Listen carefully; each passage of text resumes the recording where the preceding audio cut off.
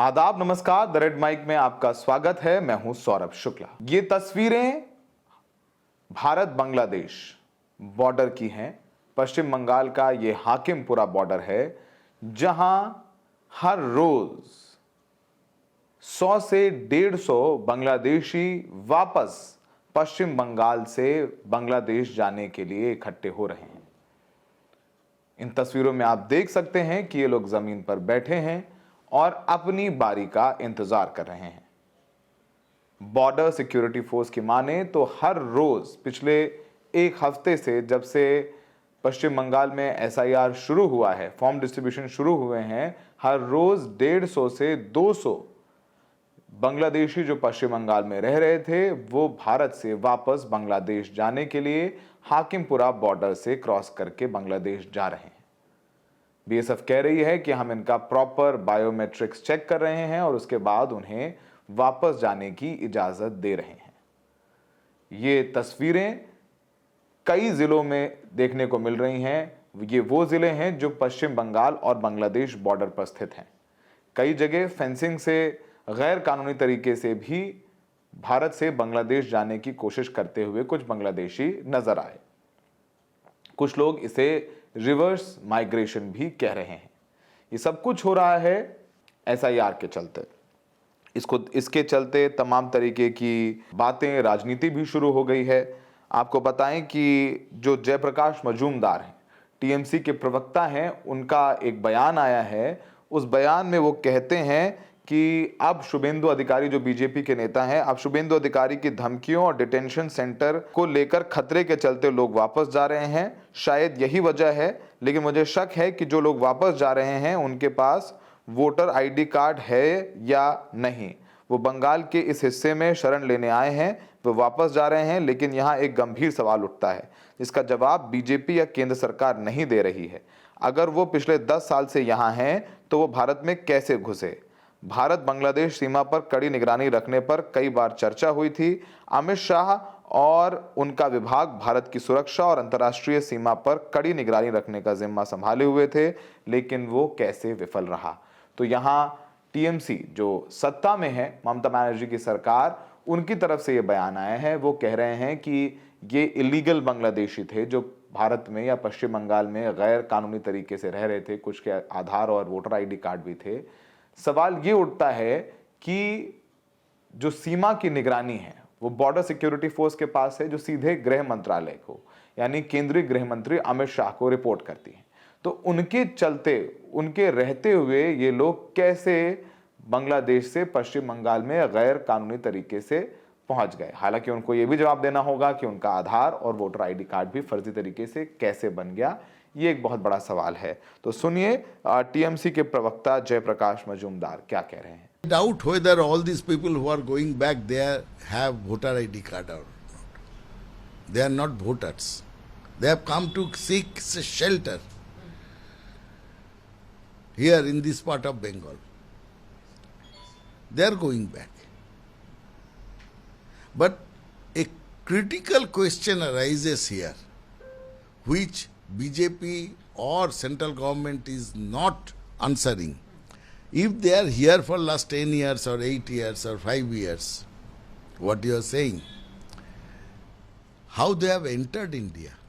Because of that influx of refugees or things, there were several discussions to put strong vigilance across the international border, Indo-Bangladesh border. And Amit Shah and his department, earlier Rajnath Singh and Home Ministry, they were in charge of protecting India, putting up a strong vigil across the international border. How come that failed? If you say hundreds of people has now going back, BSF will allow them or stop them? Number one question. Will BSF answer that how they have entered from those points? Simple reply is, with gratification they have entered. पैसा देके। आपने TMC के प्रवक्ता को सुना। अब Bharatiya Janata party भी इस पूरे मामले को लेकर के हावी है, पश्चिम बंगाल की ममता सरकार पर निशाना साध रही है। आपको बताएं कि प्रवक्ता समीक भट्टाचार्य जो बीजेपी के प्रवक्ता हैं, उनका भी बयान आया है। वो कह रहे हैं कि उन्हें वापस ही जाना होगा। लौटने वालों के पास Aadhaar card, voter card, bank passbook और पासपोर्ट भी जरूर होगा। टीएमसी चाहती थी कि सभी बांग्लादेशियों और रोहिंग्याओं को मतदाता सूची में शामिल किया जाए। अवैध प्रवासियों को वापस जाना ही होगा। ये बीजेपी का रुख है। आइए सुन लीजिए कि भारतीय जनता पार्टी का इस पूरे मामले में क्या स्टैंड है। देखिए, हमारा वापस तो जाना ही पड़ेगा।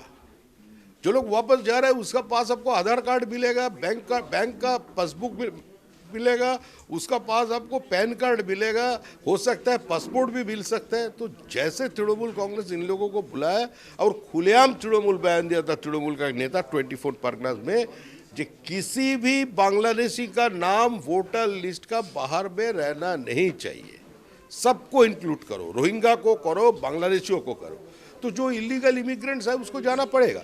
आप यहाँ से अमेरिका जाकर रह सकते हैं, वहाँ आपको यूके में पहुँच जाइए, आप रह सकते हैं वहाँ, आपको घुसने देंगे। तो इलीगल इमिग्रेंट्स को जाना है, जाना पड़ेगा। और भारतीय जनता पार्टी का यही स्टैंड है।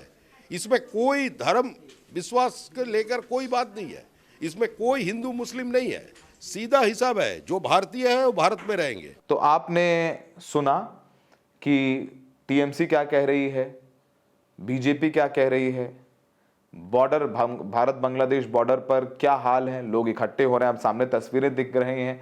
तो ये भी नकारा नहीं जा सकता है कि पश्चिम बंगाल से में अवैध तौर पर रह रहे बांग्लादेशी नहीं थे। अब चूंकि एसआईआर चल रहा है, ये लोग कह रहे हैं कि एनआरसी का डर है, क्या इनको अगर पकड़ लेंगे अवैध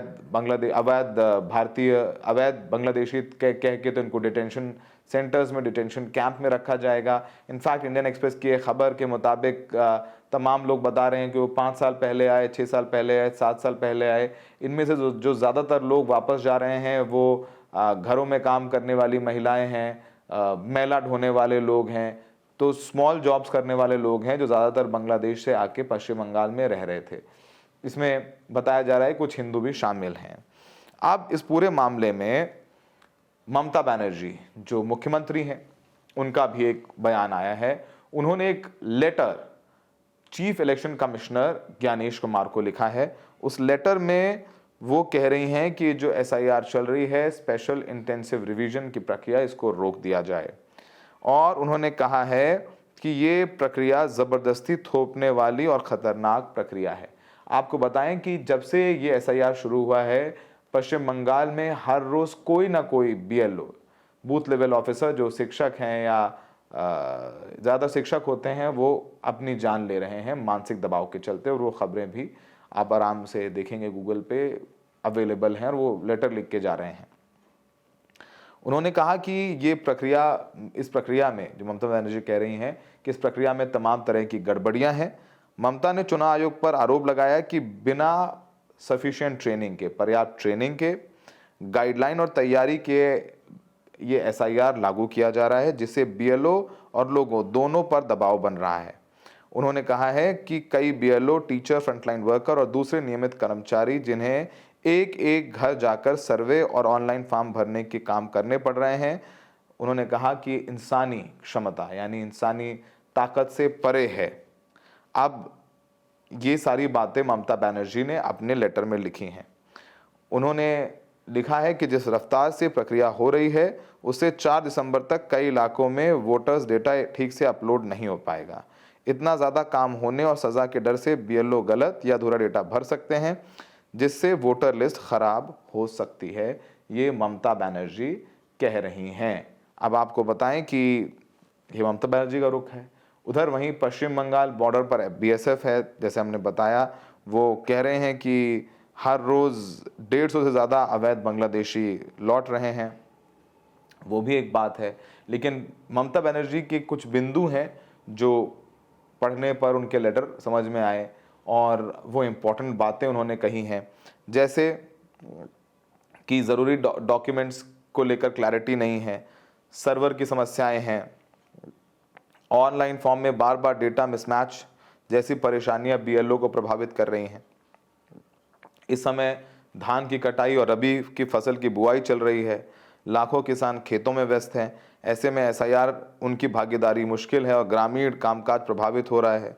मुख्यालय नोटिस तो जारी कर रहा है, लेकिन ना तो बैठक कर रहा है, ना ठीक से बात कर रहा है। ऊपर से बीएलओ को अनुशासनात्मक कार्रवाई की धमकी दी जा रही है। कर्मचारी डरे हुए हैं। अब हाल ही में जैसा हमने बताया, जलपाईगुड़ी में एक आंगनबाड़ी कार्यकर्ता ने आत्महत्या कर ली है। इसे लोग एसआईआर काम के दबाव से जोड़ रहे हैं। अब ये सब सारी बातें हो रही हैं, काफ़ी खबरें हैं जो निकल करके सामने आ रही हैं। आप देखिए, ऐसा तो है नहीं, इस बात को नकारा नहीं जा सकता है कि अवैध तौर पर बांग्लादेशी पश्चिम बंगाल में रह रहे थे। अब वो वापस लौट रहे हैं, तस्वीरें हैं, उनके खुद के बयान हैं जो लोग वापस जा रहे हैं। उधर बीएसएफ भी अपनी बातें कह रही हैं। बीएसएफ के एक अधिकारी ने पीटीआई को दिए बयान में ये कहा है कि नॉर्थ 24 परगना, मुर्शिदाबाद और मारदा बॉर्डर में बिना फेंसिंग वाले हिस्सों से बिना फेंसिंग, जहां तार नहीं है, वहां से भी लोग क्रॉस कर रहे हैं। वहां उनके लौटने में काफ़ी क्वांटम जंप आया है। पीटीआई के मुताबिक कि पहले ऐसे मामले मुश्किल से डबल डिजिट में आते थे, अब ये आंकड़ा हर दिन 3 डिजिट में है। बीएसएफ जवानों ने कहा है कि चेक पोस्ट पर छोटे बैग और सामान लेकर लोगों की लाइनें लगी हैं, जो तस्वीरें दिख रही हैं, जो खुलेआम मान रहे हैं कि बांग्लादेशियों सालों पहले गैर कानूनी तरीके से भारत आए थे। अवैध बांग्लादेशियों की अचानक बढ़ोतरी से बीएसएफ और स्टेट पुलिस पर प्रेशर भी बढ़ गया है, जिन्हें बॉर्डर के दोनों तरफ हर पकड़े गए व्यक्ति का बायोमेट्रिक वेरिफिकेशन, पूछताछ और क्रिमिनल बैकग्राउंड की भी जांच करने की ज़रूरत है, और वो कर भी रहे हैं। अब हर जगह एसआईआर की प्रक्रिया चल रही है, चाहे ये लोग उत्तर प्रदेश में हों, झारखंड में हो, ये तमाम राज्यों में प्रक्रिया चल रही है, जिसके चलते तमाम बीएलओस पे अच्छा खासा मानसिक दबाव है और आत्महत्याएं की सूचना आ रही हैं। अब बीएसएफ अपनी बात कर रहा है, और आपको बताएं, बीएसएफ कह रहा है कि ज़्यादातर जो लोग वापस जा रहे हैं उनके पास वैलिड ट्रैवल पेपर्स नहीं है, पासपोर्ट नहीं है। वो भारत आए तो उसका वीज़ा लगता है, वीज़ा नहीं, यानी अवैध तरीके से आए, तो अब उनको वापस भेजने में भी एक चुनौती का सामना करना पड़ रहा है। और कह रहे हैं ज़्यादातर लोग जो वापस जाते हैं इलीगल तौर पर, इनके पास डॉक्यूमेंट्स नहीं होते। कई लोग सालों पहले आए थे, ज़्यादा समय तक रुके, अब एसआईआर या पुलिस वेरिफिकेशन के ड्राइव के चलते बाहर जा रहे हैं, और लॉजिस्टिक्स की समस्या खड़ी हो गई है। कोई भी एजेंसी हज़ारों लोगों को लंबे समय तक हिरासत में नहीं रख सकती। वेरिफिकेशन के बाद अगर उनका कोई क्रिमिनल हिस्ट्री नहीं है तो बॉर्डर गार्ड बांग्लादेश के साथ कोऑर्डिनेट करके इनको वापस भेजा जा रहा है, और उसके अलावा कोई चारा नहीं है। तो काफ़ी कुछ हो रहा है पश्चिम बंगाल में जब से एसआईआर हुआ है। हम वहाँ नहीं गए हैं, लेकिन वहाँ से कुछ तस्वीरें और आवाज़ें ज़रूर रिकॉर्ड करके लाए हैं। कुछ कथित बांग्लादेशी जो अब वापस जा रहे हैं, उनका कुछ बयान पीटीआई पर आया था, तो हम चाहते हैं कि आप उन्हें सुन लें। বাংলাদেশে কোথায় বাড়ি? সাতক্ষীরা হ্যাঁ, সাতক্ষীরা কতদিন আগে এসেছিলেন? 15 বছর আগে এলাম। 15 বছর আগে। এখানে কোথায় থাকতেন? ধুনি মাজারপাড়া হ্যাঁ, নিউটাউন থানা। নিউ টাউন থানা। ও কি করতেন ওখানে? ওখানে কাজ কাম করতাম, বাসা বাড়ি। ও, এখন কি দেশে ফিরে যাচ্ছেন? হ্যাঁ, বাংলাদেশে কোথায় বাড়ি? সাতক্ষীরা জেলা, আচ্ছা সাবনগর থানা, আচ্ছা। নবিকি বাজার, হ্যাঁ। ছোটপুকুর জেলা। এখানে ভারতে কোথায় থাকতেন? ভারতে আমি থাকতাম এই হাওড়া জেলা, ডুমজুর থানা। ডোমজুর থানা। হ্যাঁ, কি করতেন ওখানে? এই দিন মজুরি করতাম, এই কাটামোর কাজ, ঘর ভাঙা, বনের কাটাই চলছে। হ্যাঁ, দেশে ফিরে চলে যাচ্ছেন, হাত দেখে চলে যাচ্ছে। কারণ কি? কারণ কি এসআইআর হচ্ছে, থাকতে পারবো না আমরা, বিদেশি পেটের জ্বালায় মজবুরি করে, ওই জন্য চলে যাচ্ছে। ওই জন্য চলে যাচ্ছে।